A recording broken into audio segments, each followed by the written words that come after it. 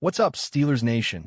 Get ready because today's video is packed with fresh updates straight out of Pittsburgh.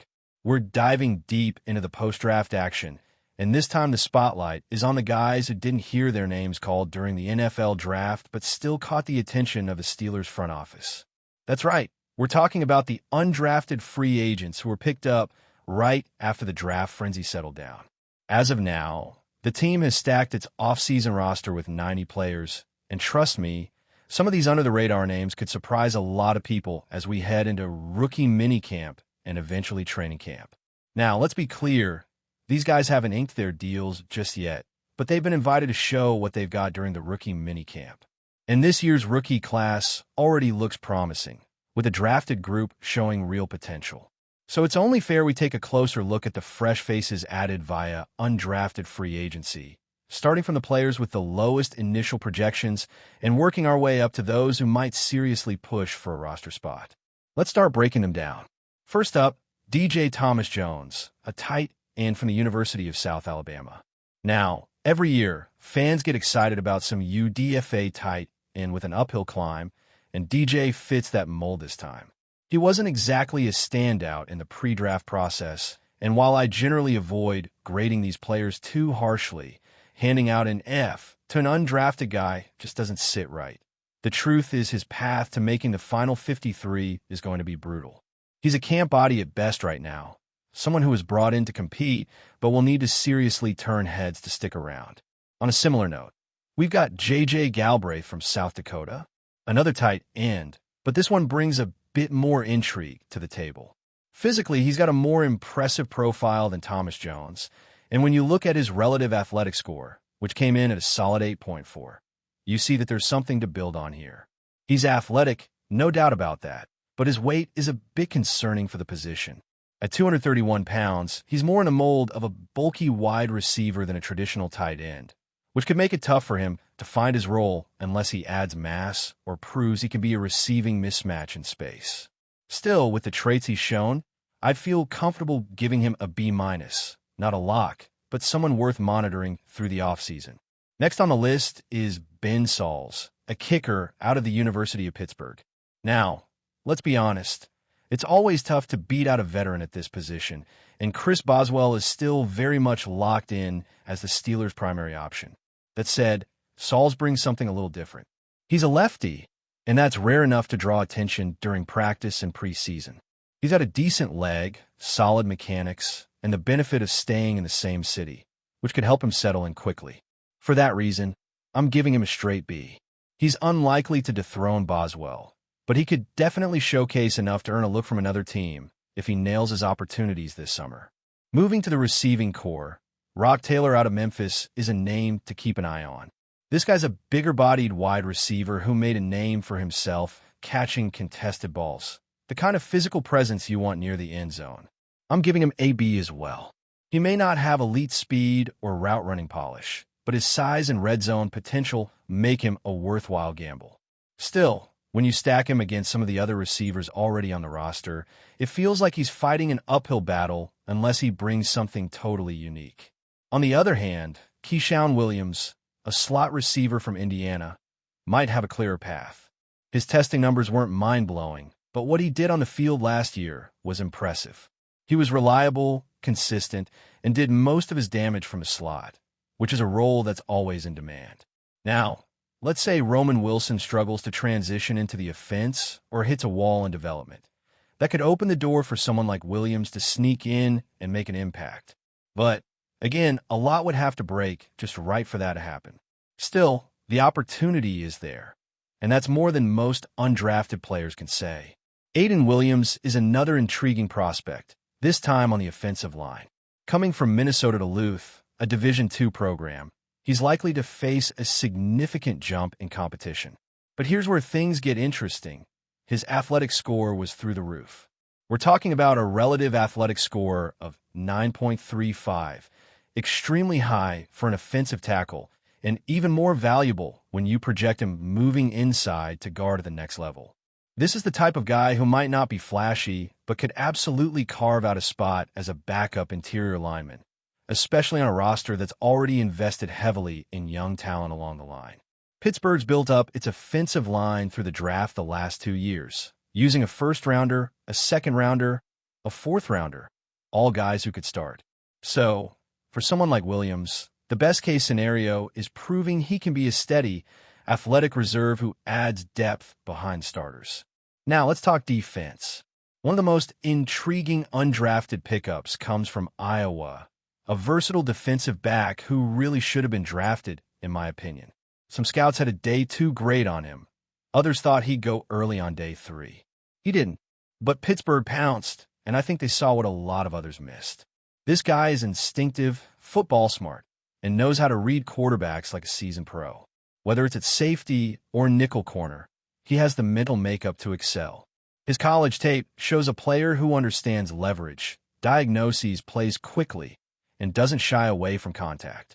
The downside, and it's why he likely wasn't drafted, is the athletic profile. He's a bit of a tweener, not quite fast or agile enough to hang with elite slot receivers full-time, and maybe not big enough to handle the physical demands of strong safety every snap.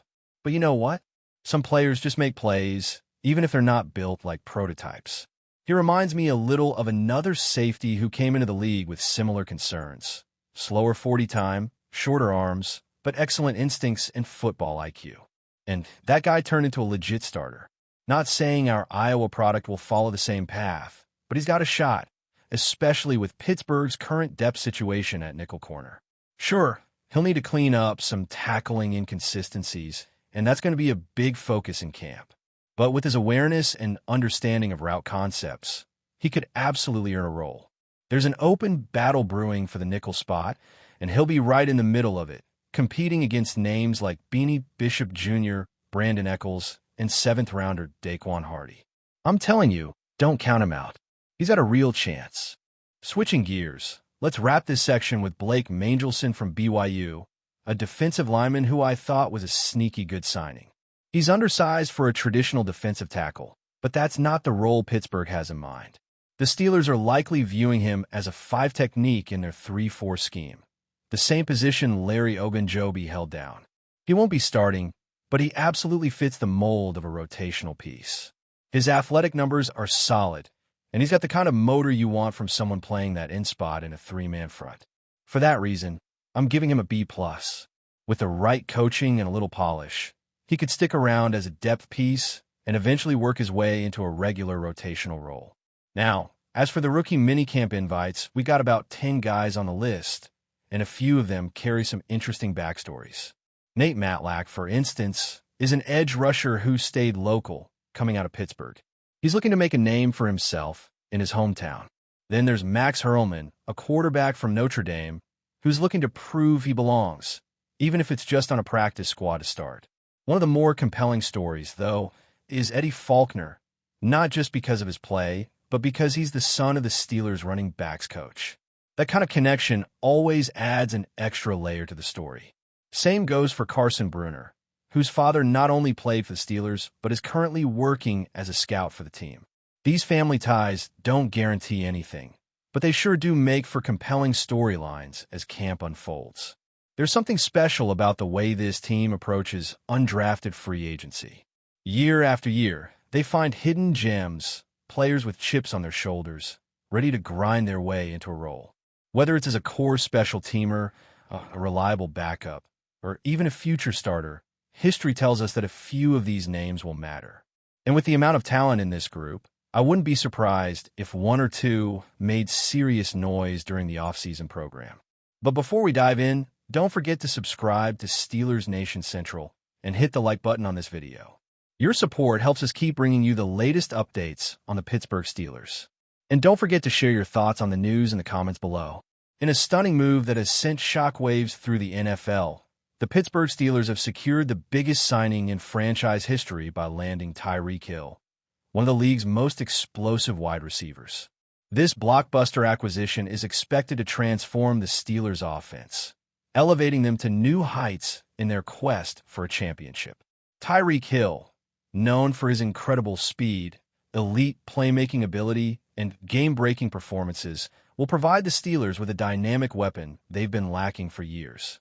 His ability to stretch the field and blow past defenders makes him a nightmare for opposing defenses, and his presence in Pittsburgh's offense will be a major factor in their future success. Hill's reputation as a deep threat will complement the Steelers' existing talent, creating an offense that is poised to challenge any defense in the league. This move also signals a new era for the Steelers, who have made a bold statement in the highly competitive AFC. The acquisition of Hill demonstrates the team's ambition and commitment to bringing another Super Bowl title to Pittsburgh. With quarterback Kenny Pickett entering his prime and the team's defense already among the league's elite, Hill's addition could be the final piece of the puzzle for the Steelers' championship aspirations. The financial terms of Hill's contract remain undisclosed, but it is widely believed that the Steelers have invested heavily in the deal. The team's front office has clearly prioritized winning now, willing to do whatever it takes to make sure the Steelers are contenders. Hill's signing also speaks to the team's belief in their ability to build around a proven superstar, rather than simply relying on young talent to carry the load. This acquisition further cements the Steelers as one of the most aggressive and ambitious teams in the NFL. While the signing of a player like Hill comes with high expectations, the Steelers have shown time and time again that they are capable of handling the pressure. Hill's arrival in Pittsburgh has already sparked excitement among fans, who now believe their team is a legitimate Super Bowl contender. As the NFL offseason continues to unfold, the Steelers' signing of Tyreek Hill will undoubtedly be one of the defining moments of the year. Hill's arrival is a game-changer for the team, and it has set the stage for a new chapter in the storied history of the Pittsburgh Steelers. With a player of Hill's caliber now in the fold, the team's future is brighter than ever, and the city of Pittsburgh is buzzing with anticipation for what's to come. That's it for this update. If you enjoyed the video and want to keep receiving exclusive news about the Pittsburgh Steelers, make sure to subscribe to Steelers Nation Central and give this video a like. We always look forward to hearing your comments and opinions. See you in the next video.